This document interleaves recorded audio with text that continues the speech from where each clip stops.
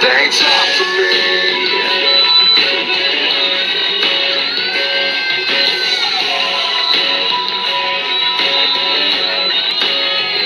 You got jewels in your religion, all designed to keep you safe. But when rules start getting broken, you start questioning your faith. Talk to me. They talk to me.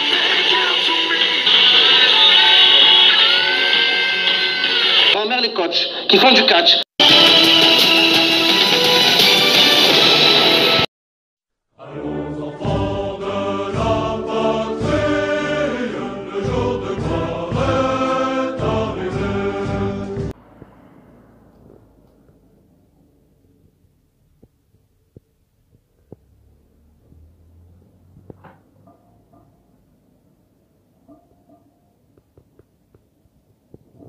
Eh bien bonjour à tous et à toutes. Pour ceux qui ne connaissent pas, vos grands-mères les artichauts qui ont toujours chaud. Parce que oui, c'est l'été. Donc, c'est votre général Fifou. Écoutez attentivement ce qu'il va dire. Donc, vidéo enfin. Une vidéo de Hell in a Cell enfin. Et oui, on passe dans l'ombre. J'espère que vous me verrez bien. En tout cas, parce qu'il fait chaud. Donc, on ferme les volets. Et oui, on ferme les volets.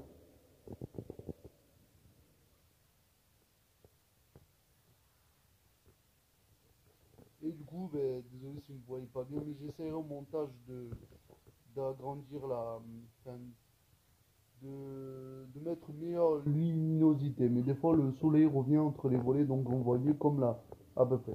Donc, on fait la review d'Hell in a Cell. Je voulais attendre Money in the Bank, mais c'est pas avant le combien déjà j'ai vu le 20 juillet, je crois. Non, le 18 juillet, je crois. Ouais. Le 20 c'était Hell in a Cell le 20 juin. Donc on est le 1er juillet. Donc alors je fais cette vidéo, peut-être qu'elle sortira ce soir. Donc comme pour vous, ça sera peut-être le 20 juillet. Donc review de Hell in a Cell. Donc j'avais dit dans ma vidéo, je tente du montage que pour les fans de catch, dites-moi ce que du coup ce que vous vouliez du coup que j'attende Money in the Bank ou pas.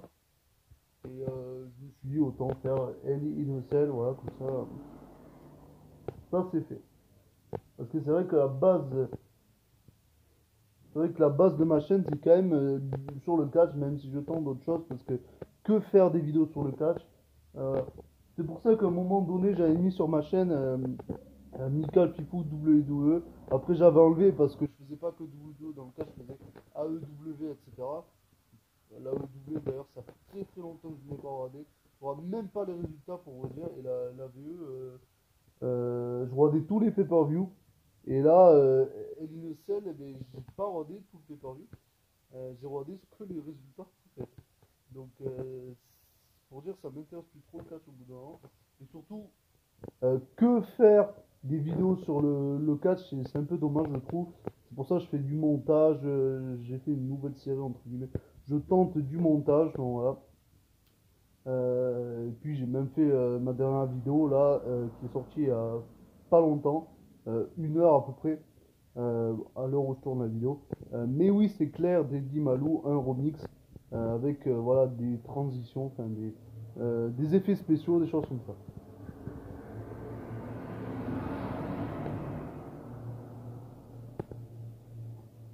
Et donc le premier match de Hell in a Cell, c'était alors je sais pas s'ils mettent dans l'ordre là les matchs. Parce que là pour une fois je suis sur Wikipédia, donc vous voyez. Mais ici je pense qu'ils les mettent dans l'ordre quand même. Oui, il y a les numéros et tout, donc je pense qu'ils les mettent dans l'ordre quand même. S'ils mettaient les numéros 1, 2, 3 et c'est pas dans l'ordre, ça fait un peu con. Donc le premier match c'était Natalia qui était avec Tamina. Donc elle avait un match simple, mais Tamina l'accompagnait autour du ring quoi. Et Nathalie a battu Mandy Rose qui elle était accompagnée de Dana Brooke, voilà.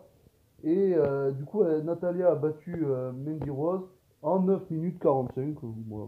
Après j'ai pas regardé le match, J'ai juste vu les résultats, donc je peux pas dire s'il était bon ou pas.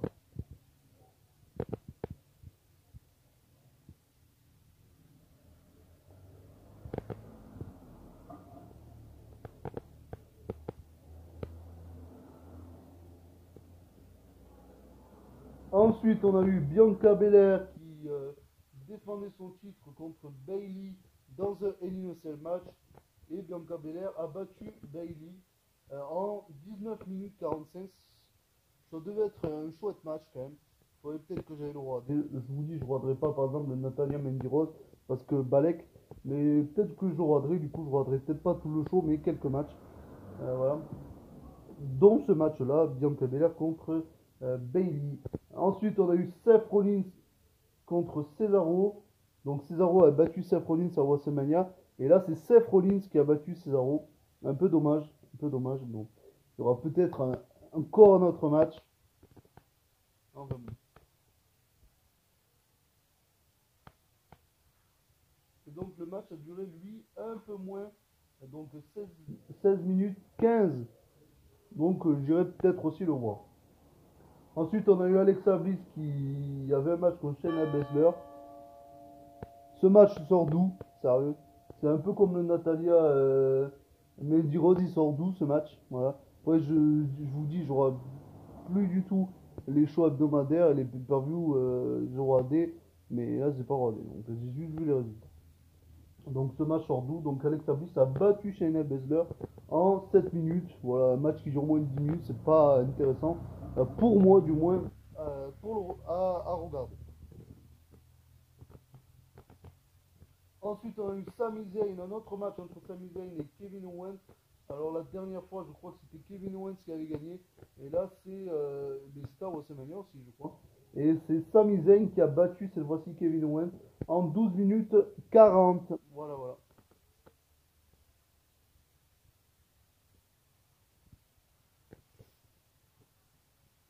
Ensuite, on a eu Charlotte Flair. Ensuite, on a eu Charlotte Flair contre Rhea Ripley pour le match pour le titre féminin de Raw. Et Charlotte a battu Rhea Ripley, mais elle n'a pas gagné le titre. Quand j'ai vu Charlotte Flair battre Rhea Ripley, enfin, je crois que j'avais pronostiqué, enfin, je l'ai pas fait la vidéo pronostic, mais enfin, au final, je l'avais fait, je l'ai trouvé après, c'était dommage. Je croyais qu'elle s'était pas enregistrée parce que j'avais eu des problèmes de connexion pour la mettre en ligne.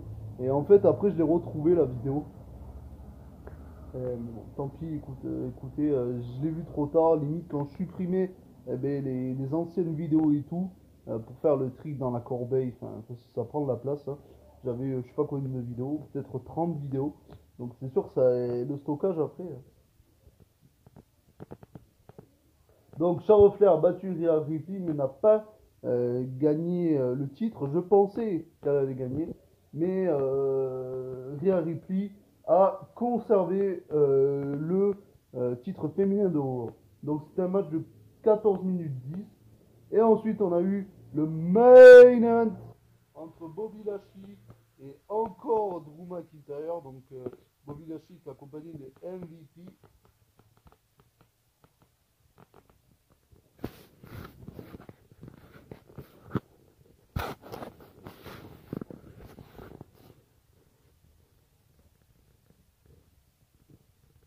Donc c'était la dernière chance à Drew McIntyre pour un match de championnat euh, tant que Bobby Lashley est champion. Voilà. Donc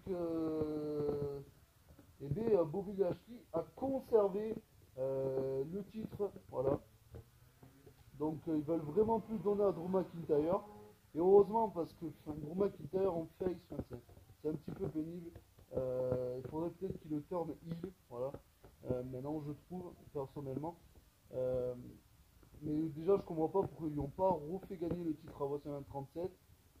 Parce que bon après ça c'est sûrement un Vince McMahon, mais parce qu'il voulait lui redonner le titre devant les fans. Donc à WrestleMania c'était une bonne idée, à WrestleMania 37 parce qu'il y avait les fans et non.